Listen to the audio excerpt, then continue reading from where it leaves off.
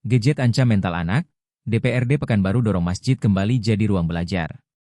Maraknya penggunaan handphone atau gadget pada anak-anak memunculkan kekhawatiran serius di tengah masyarakat, khususnya para orang tua. Paparan gadget yang berlebihan dinilai berpotensi mengganggu perkembangan mental, emosional, hingga perilaku sosial anak jika tidak diawasi dengan baik.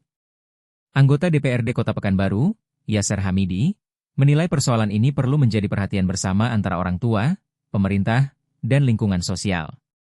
Menurutnya, anak-anak saat ini sangat rentan terpengaruh konten digital yang tidak sesuai dengan usia dan nilai-nilai moral. Banyak orang tua mengeluhkan perubahan perilaku anak akibat penggunaan gadget yang tidak terkontrol. Ini tidak bisa dianggap sepele, karena dampaknya sudah nyata di tengah masyarakat, kata Yasser, Selasa 6 Januari 2025.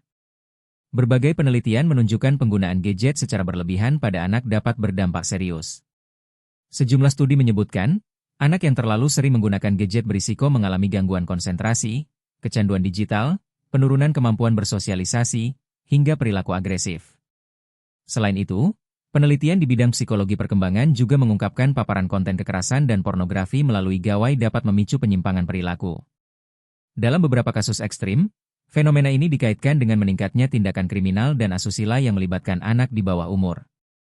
Kasus-kasus seperti anak berani melawan bahkan membunuh orang tua, atau anak terjerumus dalam perilaku asusila, menjadi alarm keras bagi kita semua, tegas Yasser.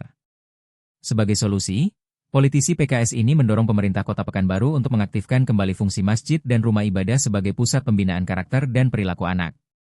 Ia menilai kegiatan keagamaan seperti didikan subuh, pengajian anak, kegiatan remaja masjid, dan pembinaan moral dapat menjadi alternatif positif agar anak-anak tidak terlalu larut dengan gadget. Masjid dan rumah ibadah harus kembali menjadi ruang aman bagi anak-anak untuk belajar nilai agama, disiplin, dan akhlak. Kegiatan seperti didikan subuh atau pembinaan rutin sangat efektif untuk membentuk karakter anak sejak dini, jelasnya. Menurutnya, pendekatan berbasis keagamaan dan sosial ini juga mampu menanamkan empati, tanggung jawab, serta kontrol diri pada anak.